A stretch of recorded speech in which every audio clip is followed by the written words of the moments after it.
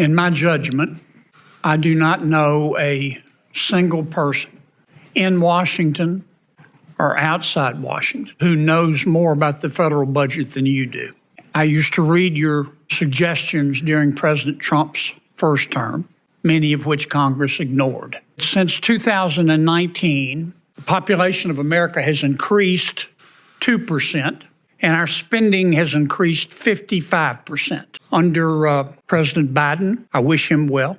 If we had discovered life on Mars, he would have sent it money. Is that sustainable? Senator, it's totally unsustainable. And the problem is that you go on these trajectories that we are currently on, and you don't know when you're going to get to the point of which you have some major problems as an economy and as a country. And we know that historically. When we sent out stimulus checks to save our economy, $1.6 billion went to dead people, and the checks were cashed, obviously fraud. OMB has estimated that in fiscal year 2023, we sent out $1.3 billion of checks to dead people, which were cashed, obviously fraud. When you die in America, your name is sent to the Social Security Administration.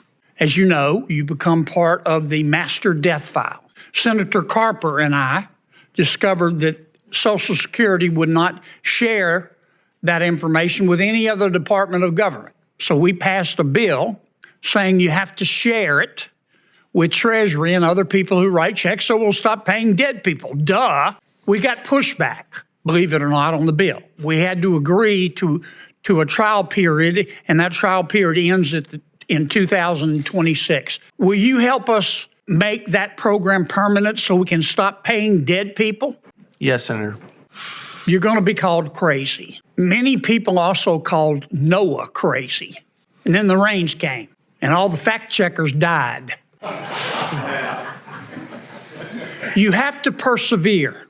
I'm not asking you to get ahead of President Trump, but if you were king for a day, tell me how you would save money in the federal budget without impacting the American people. Thank you, Senator.